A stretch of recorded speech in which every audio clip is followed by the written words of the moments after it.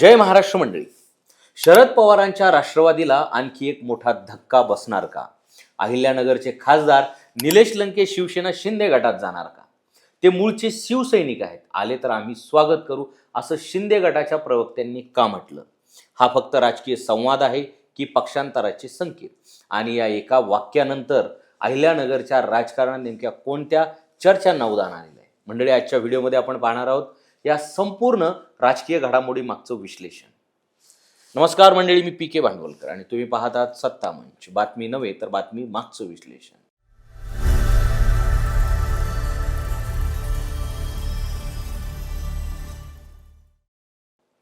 चला तर मग मंडळी, मुद्देसूद पाहूया नेमकं अहिल्यानगरमध्ये काय घडलं. मुद्दा नंबर 1, निलेश लंकेंच्या नावाची चर्चा पुन्हा का सुरू झाली? मंडळी, गेल्या काही दिवसात महाराष्ट्राच्या राजकारणात पक्षांतराच्या चर्चांना मोठा वेग आलेला आहे. ठाकरे गटातील 6 खासदारांनी शिवसेना शिंदे गटात प्रवेश केल्यानंतर आता पुढचा नंबर कोणाचा याची चर्चा सुरू झाली. त्यातच शरद पवार गटाचे अहिल्यानगरचे खासदार निलेश लंके यांच्या नावाची जोरदार चर्चा रंगू लागलेली आहे. लंके यांच्याकडे जिल्ह्यात मोठा जनाधार असल्यामुळे त्यांच्या प्रत्येक राजकीय हालचालीकडे राज्याचं लक्ष असतं. त्यामुळे शिंदे गटातून आलेल्या एका वक्तव्याने पुन्हा एकदा राजकीय वातावरण तापवलेलं आहे. मुद्दा क्रमांक 2, संजीव भोर यांच्या वक्तव्याचं महत्त्व काय? शिवसेना शिंदे गटाचे प्रवक्ते संजीव भोर यांनी पत्रकार परिषदेत निलेश लंके यांच्याबाबत अतिशय महत्त्वाचं विधान केलं. ते म्हणाले, निलेश लंके हे मूळचे शिवसैनिक आहेत. त्यांनी शिवसेनेत प्रवेश केला तर आम्ही त्यांचं मनापासून स्वागत करू.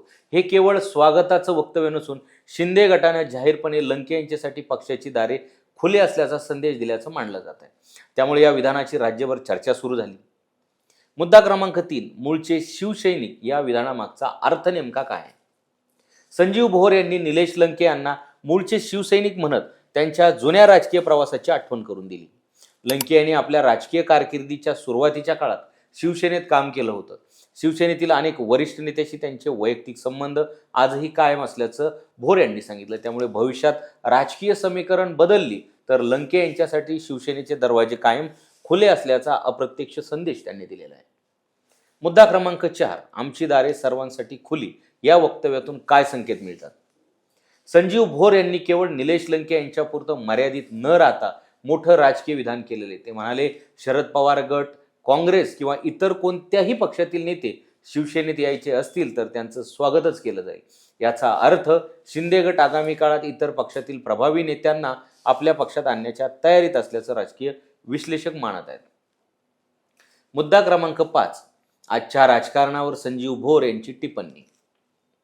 आजच्या काळात कोणताही नेता आयुष्यभर एकाच पक्षात राहील असं चित्र राहिलेलं नाही, असं संजीव भोर यांनी स्पष्ट सांगितलं. सर्वच पक्षाचे नेते एकमेकांच्या संपर्कात असतात. काही जण आपल्या भूमिकेवर ठाम राहतात तर काही राजकीय परिस्थितीनुसार निर्णय घेतात. त्यामुळे कोण कोणत्या पक्षात जाईल याचा अंदाज कधीच बांधणं कठीण असल्याचं त्यांनी सांगितलं.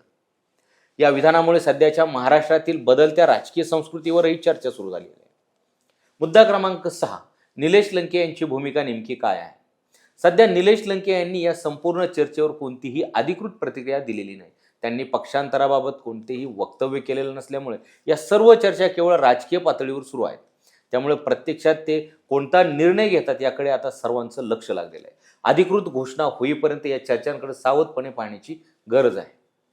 मुद्दा क्रमांक 7, अहिल्यानगरच्या राजकारणावर याचा काय परिणाम होऊ शकतो?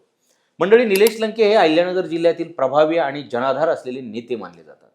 त्यांनी भविष्यात राजकीय भूमिका बदलली तर त्याचा परिणाम केवळ एका मतदारसंघापुरता मर्यादित राहणार नाही. जिल्ह्यातील अनेक स्थानिक नेते, कार्यकर्ते आणि राजकीय समीकरणावर त्यांचा प्रभाव पडू शकतो.